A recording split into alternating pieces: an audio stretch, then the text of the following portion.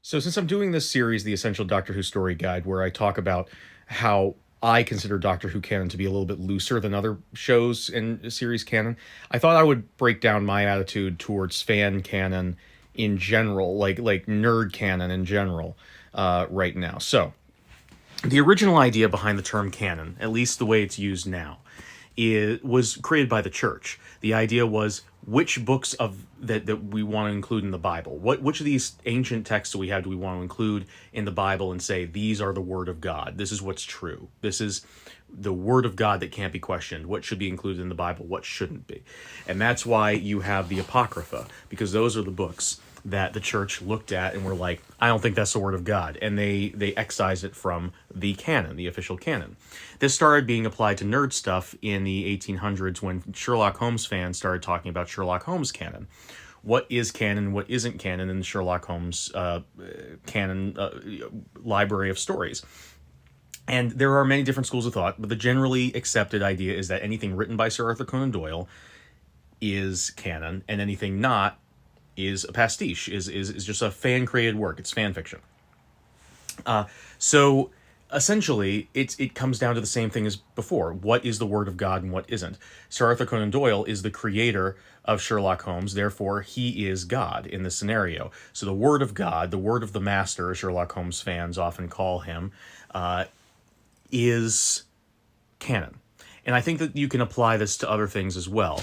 What's canon for, and many people often do, what's canon for Star Trek? Well, many people go with like what fits in with the original vision of Gene Roddenberry and what doesn't. For Star Wars, what fits George Lucas's canon idea of what Star Wars is and what doesn't? They are the gods. They are the creators of these worlds. So we look at their words for what is canon and what is not. This is why I will not accept the idea that Disney now decides what Star Wars canon is or isn't just because George Lucas sold the rights to them. They don't get to decide that. They're a corporation. They're not a creator. They're a business. I don't ascribe to that. But this is why Doctor Who canon is loose, because there is no creator of Doctor Who. There is no creator of Doctor Who.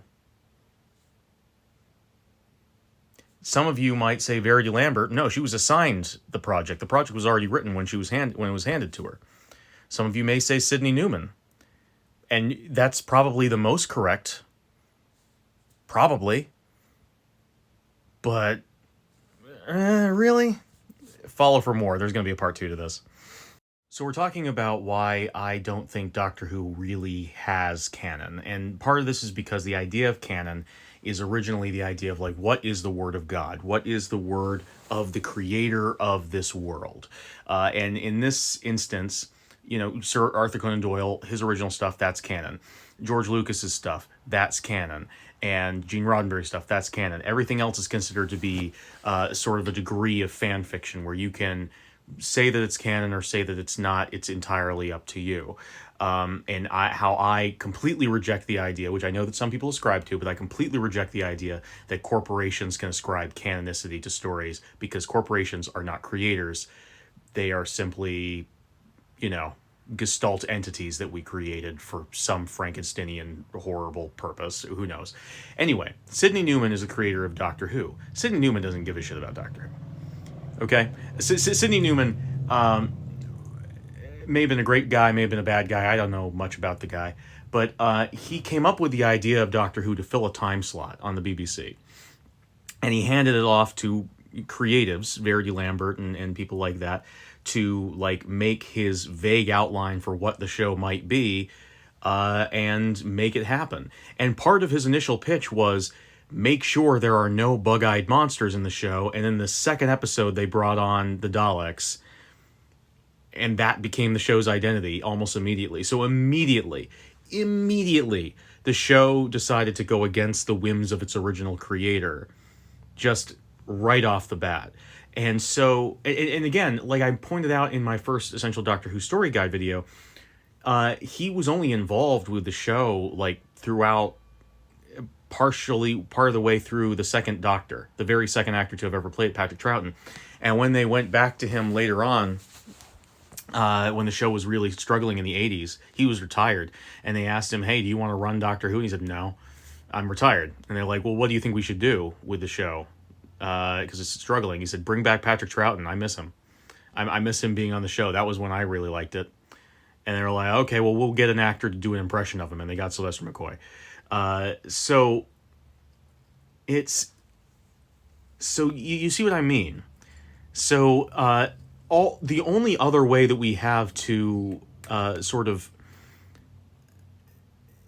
justify to ourselves what is or is not Doctor Who canon, that is not just our own hearts and minds, is to say, well, what does the BBC say? And again, the BBC is a branch of a government, which is only two steps away from being a corporation anyway, so I absolutely refuse to take what they say as gospel. Follow for part 3, I guess. I didn't realize I was going to be talking for this long. So if we can't go by the idea of who the original creator is, and I absolutely 100% refuse to go by what a corporation or government tells me a story's canon is, what do we go by? There's nothing. After the Second Doctor era, so after the 60s, the original creator has nothing more to do with the show and has no interest in what happens after that. After that, the BBC just started hiring people to come on to the show and do their own spin on things. So you have, some people who are like, I think the Doctor should be sort of James Bondy, Austin Powers guy stuck on modern day Earth doing cool adamant type stuff. You have the next guy who came in, he was like, I think the Doctor should be dealing with Hammer horror scenarios on other planets. And the next guy came in, is like, I think the Doctor should be goofy and have a robot dog. And the next guy was like, I don't know what the Doctor should do, but he should do a lot of it. And then you have the 80s and the weird coat and all the question mark stuff and the eldritch horrors of the Seventh Doctor. And then the show went away because it stopped making the BBC money or as much money.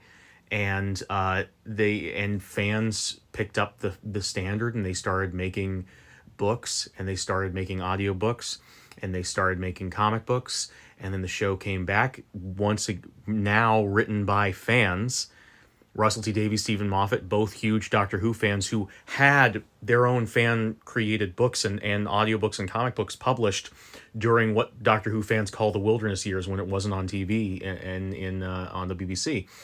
And they created all this other stuff. But with the exception of who was being paid by the BBC and who wasn't, I don't see a real reason why any story written about Doctor Who, whether published through official channels or not, has any more or less right to be considered canon than any other. As far as I'm concerned, Doctor Who is not a TV show anymore. It stopped being a TV show when Sidney Newman left. Now it is a series of stories. There are TV stories, there are movies, there are books, there are comic books, there are short stories, there are audio dramas, and I don't see a reason why every single one of them couldn't be valid. I have at least one more part in me, so we're going to do a part 4. Follow for more. And you might be saying, well, that's all well and good and very esoteric, Billy, but canon is important. Like, how am I supposed to know what happened before in Doctor Who? When I'm watching the show, how am I supposed to keep track of, like, what happened and what didn't happen if all of this stuff is just as canon as anything else? And the answer to that I have is, the show doesn't care. Doctor Who does not care whether you can follow it or not, and it never has. After Sidney Newman left, the show was mostly consistent, mostly consistent continuity-wise during Sidney Newman's time on the show. After that, because it has literally been a game of telephone from creator to creator, it's been essentially like a comic book series ever since Sidney Newman left, with different people coming on, and sometimes they'll remember canon. Sometimes they'll remember stuff that happened in stories before. Sometimes they won't. Sometimes they'll intentionally make things not canon anymore. Like, the same writer, Stephen Moffat, wrote a scene where the 11th Doctor, played by Matt Smith, said, "Oh yeah, I know Santa Claus, we summer together." And then a few years later wrote another story where the 12th Doctor, Peter Capaldi, comes in and says Santa can't possibly be real. In the in a story that specifically references a story in the 60s when the first Doctor met Santa on another planet. And that episode was also released just after, at the end of a season where the Doctor said Robin Hood can't possibly be real and met Robin Hood, which happened before a season where the Doctor said, Sherlock Holmes can't possibly be real, even though in one of the novels he met Sherlock Holmes, and in one of the audio dramas he met Sherlock Holmes. And it's a long-running, consistent canon fact dealing with a long series of books and audio dramas involving one of his companions from those books, Bernice Summerfield, that Sherlock Holmes and Watson are real in the Doctor Who universe. But who cares? Russell T Davies would often include little details to show that other stuff from Doctor Who was canon. Stephen Moffat did that to the point of annoyance. But also, Russell T Davies would just straight up remake Doctor Who books as episodes with different Doctors. The story Human Nature with the 10th Doctor is a remake of a book starring the 7th Doctor. Stephen Moffat did the same thing, remaking a comic that the BBC produced through Doctor Who magazine that he himself wrote as an episode with Blink. So, at the end of Night of the Doctor, when the 8th Doctor is about to regenerate, he recites all the names of his audio drama companions, but he's had more since then. What the fuck? So, in the end, nothing is canon. So everything is canon. So when it comes to Doctor Who, everything is canon and nothing is canon at the same time. And that's okay. Because it's all fiction. And it doesn't matter that much what is Doctor Who canon and what isn't. If you like something and you want it to be canon for you, make that shit canon for you. If you like a particular Doctor Who fan fiction, make that canon. There are so many. If you like the 8th Doctor novels, that's canon. If you like the 8th Doctor audio dramas, that's canon. If you like them both, they're both canon. Do they contradict each other? Yes. A lot. Who cares? It's all canon for you. Because that's what you like. And don't let a corporation bully you into saying that that's not the way that is. Now, you have to acknowledge that sometimes the show is just not going to treat that like it's canon. To treat it like it's canon. And unfortunately, that's just kind of the way that we as Doctor Who fans have to live. But really, you have no guarantee that anyone who writes Batman is gonna treat whatever your favorite Batman story is as canon either. Not every writer is Grant Morrison who like goes out of his way to try and treat every Batman story like it's canon. Some writers are like I don't know, that guy who wrote Infinite Crisis. I don't remember his name right now. Jeff Johns, who treats canon like it's his own personal toilet paper. Basically, I guess my point is, I think fans freak out a little bit too much about canon. And I think that, in particular, Doctor Who exists to laugh in the face of people who care about that stuff. As far as I'm concerned, if someone writes a Doctor Who story, that Doctor Who story immediately becomes just as canon as the existence of the 4th Doctor's scarf. So, go out and write a Doctor Who story and send it to me, because your Doctor Who story may not be just as good as something that's on TV, might not be just as good as one of the audio dramas. I might not like it, but it has just as much potential to be canon as anything the BBC has ever produced. So, and yeah, that means the Peter Cushing movies are canon, so figure that shit out, I guess.